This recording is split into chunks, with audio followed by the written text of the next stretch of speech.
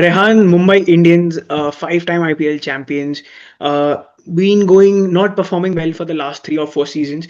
Ever since they have retained the cup in 2020, 21 did not make it to the semi qualifiers. 22 bottom to 23 they made it to the qualifiers. 24 as well, almost getting knocked out in uh, ending in the last two. Last year as well, they were in the qualifier to so near to the finals. But I think a fantastic Shreyas Iyer innings just had them on the cusp of losing. So now let's talk about this year's IPL and the auction that they had. From last year, they have made great additions. Firstly, is the bringing back of Shardul Thakur. I think Mumbai chap coming back, adding a lot more depth in India in Mumbai Indians squad. Even if Deepak Chahar is not performing well, you have a straight swap for him. Quinton de Kock coming back and Sherfin Rutherford coming back as well. Easy to say, easy to predict the best squad for this season.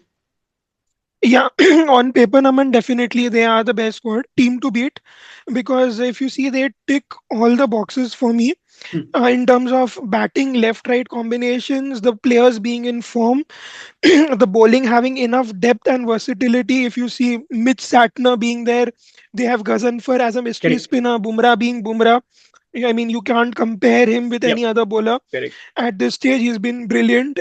Even with the batting, Surya has now got to step up as a batter and Correct. Hardik as a captain. Yep. Roles have reversed. But yeah, in the last 4 seasons, Mumbai haven't done that well, if you ask me honestly, because Naman, the team has been great. Even in the last Each three, year. 4 seasons, if you Each year. see, Yeah. each year I think they have been the best team on paper. You can correct me if I'm wrong, but it is just that too many cooks are spoiling the broth just Correct. at the end moment, or maybe they are taking it too casually at the start and waking up at the wrong time. Correct. So these things maybe have to change going in the tournament. But excellent additions, as you rightly pointed out. Big headache to pick either Rickleton or Quinton de Kock, but I feel they want to have that 2020 side back, Correct. and they will definitely pick Quinton de Kock ahead of Rickleton. So it'll be interesting to watch them out. And who plays at number three for you? Again, very tricky because Tilak Verma has been doing well. Surya is also doing good. I feel Tilak should play at 3, Surya at 4, Hardik at 5.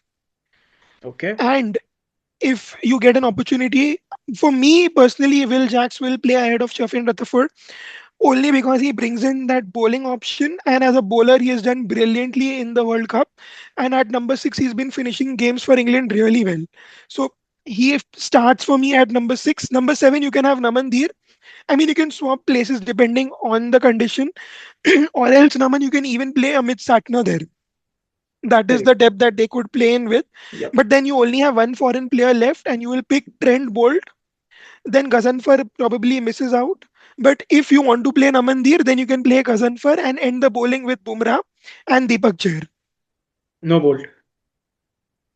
No, no, I mean Trent Bolt being there, of Okay. course, Hmm. as a constant. But you Correct. will tinker between Namandir and And Will yes. Jacks.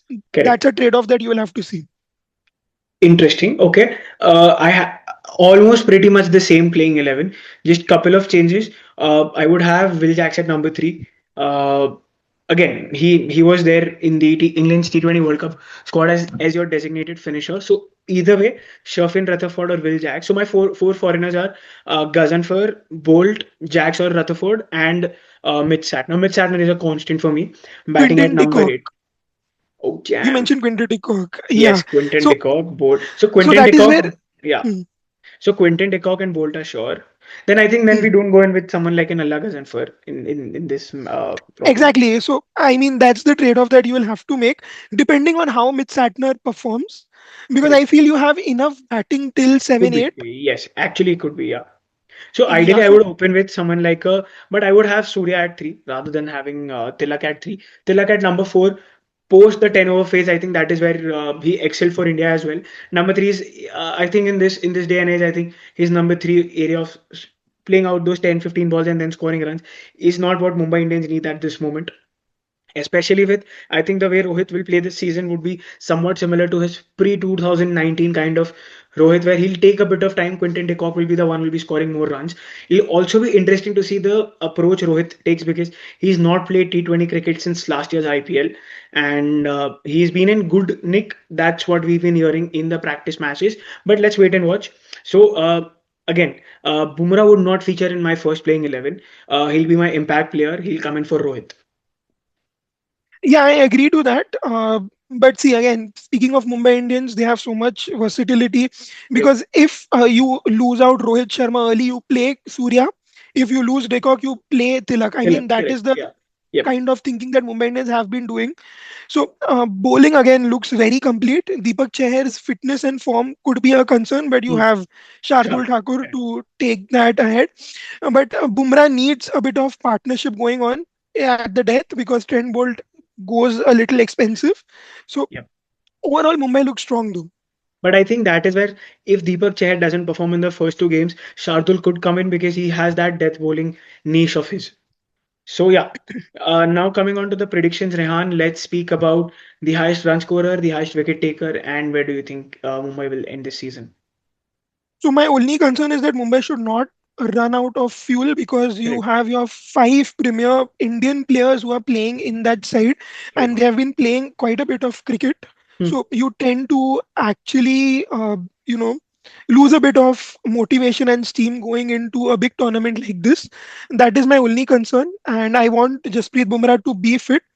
Hmm. 16 games, Naman, is quite a bit of, He won't play all, I think. Somewhere around 13, 14 games is what MI should aim for.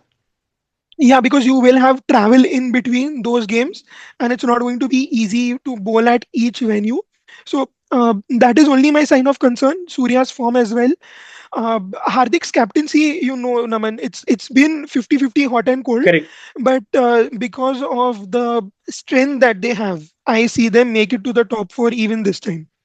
But who is your highest run scorer and wicket taker? Highest run scorer for me will be Tilak, and Yep. wicket taker, it is very obvious it will be Jasprit Bumrah. Think there's no debating who will be the highest wicket taker. So let's stick with Bumrah.